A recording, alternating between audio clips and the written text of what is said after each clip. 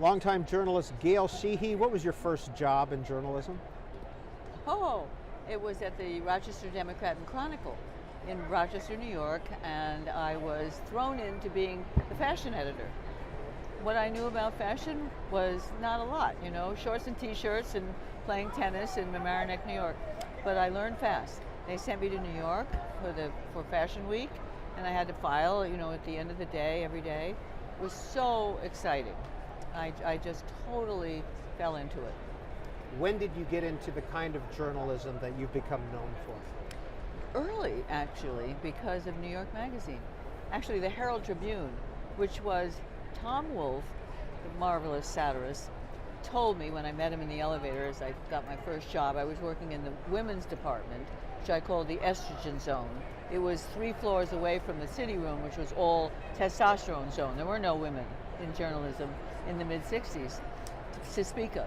And Tom said, the Herald Tribune is the main Tijuana bull ring for freelance writers. You have to be brave. So I sneaked down the back stairs so my editor at the women's department wouldn't see me, crossed into the testosterone zone, went to Clay Felker's office to pitch him my best story. I would have gotten fired from it if my editor had seen me from the women's department. So Clay, with his huge booming voice, said, "Come on in, where'd you come from?" And I said, "The estrogen zone." He laughed. He said, "What do you got for me?" So I told him this story, garbled it, I only had 30 seconds, told him about these ugly men who were having specimen viewings for beautiful women to share their beach house in Sag Harbor, no, in Fire Island, so that they could sit on their blanket and attract other beautiful girls. And he said, "Did you go to the specimen viewing?" And I said, "Yes, they didn't take me." And he said, "Write it just like you told it to me." New journalism. And that was my big break. I started as a new journalist. And within a year, Clay left the paper and started New York Magazine on its own, and I was with it for its whole ride. What was your relationship with Clay Felker? Tempestuous and wonderful. It started as a Pygmalion relationship. You know, he was the older mentor, 12 years older. He was, you know, on fire as a new kind of journalist, and he liked my writing and helped my career. And then we began having a romance. Both of us were divorced, but both of us had been burned, and we were not, you know, eager to think about anything permanent. Plus, in the 70s, nobody was getting married. Everybody was getting divorced or, you know, having all kinds of other arrangements. So it didn't even come up. So we would be together for a while, and then there would be an explosion, and we would not be together. And I was a divorced single mom for 15 years. So I enjoyed the bachelor girl's life, which was pretty exciting in the 70s and early 80s. And it wasn't until 1984, and Clay actually took me to London and began talking about the date. I said, "What date?" And he said, "Well, we can't have it too close to Christmas, and do you think, you know, my apartment is big enough?" And I said, "Are you trying to tell me something?" You know, go ahead, spit it out. I might say no. Finally, he brought out the ring and said, "Clay Felker asked Gail Sheehy to be his wife." He always talked in headlines. And you were married from what, 83? 84. To 2008? Until 2008 when he died. Yeah. Gail Sheehy, your new memoir, Daring, My Passages. First of all, the daring. Where does that come from? Daring. Well, that's what I found when I finished the book, and I had to sit back and think, what is the theme of my life? And the word daring came to me. It was taking chances. When I fear, I dare. And it started in my childhood.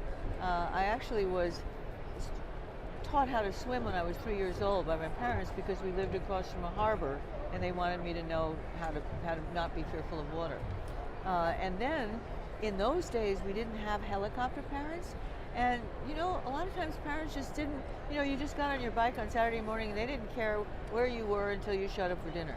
So when I was 7 years old, my grandmother gave me a typewriter, and I loved typing on it, so I started typing stories, copying Nancy Drew books, and by the time I was 10, I started sneaking into New York on the train from a suburb in Westchester to go to the top of Grand Central Station and look down at the crossroads of a million private lives, which was a radio show by that name, and writing about them.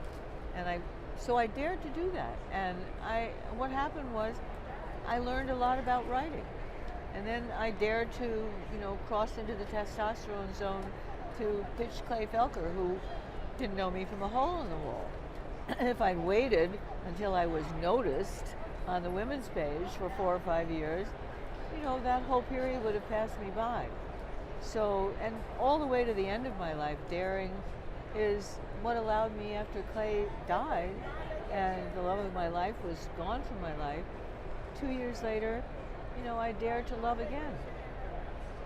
And that's part of the story that I have to tell is, you just keep getting up and putting one foot in front of the other, and new doors will open.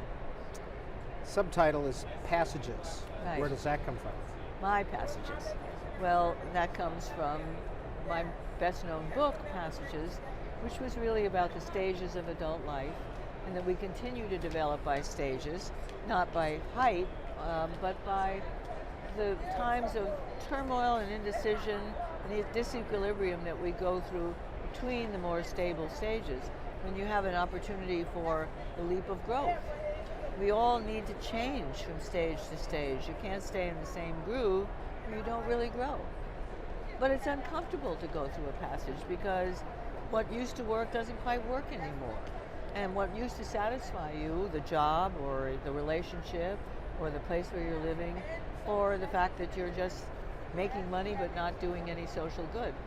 Those kinds of new urgencies come in, and what happened when that book came out was a lot of men, but really a lot of women, changed their lives. They realized they didn't have to just fit into the slot of the good wife, good mother, that there were other aspects of their lives that they needed to put into play to feel whole.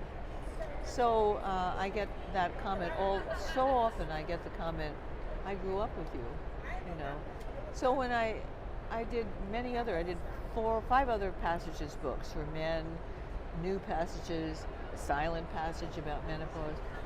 And after writing Passages in Caregiving, which was about taking care of a loved one who is not going to return to an independent person, and in my case, it was 17 years of taking care of my husband, Clay Felker, through various bouts with cancer.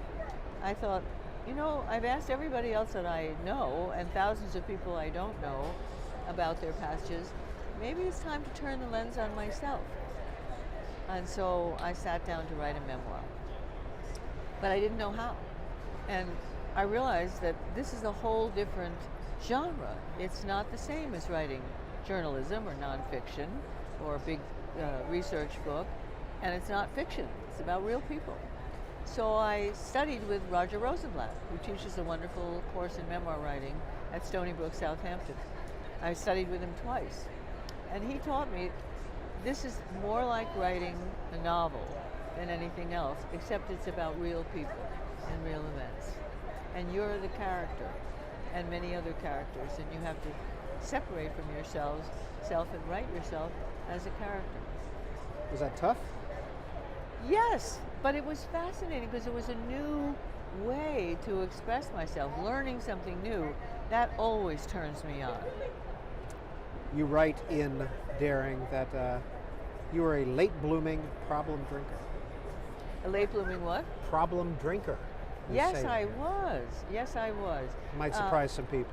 Right, because of the long years of taking care of my husband and not being able to work very often, pulling back from social life, and I began walking down from the nursing home down Columbus Avenue and stopping in a crummy sports bar and having 2 or 3 glasses of wine until I realized I was turning into the alcoholic that my mother had been, that I was always afraid that could happen. So that led me into a 12-step program that was very, very valuable in life lessons. And so you don't drink at all today? No.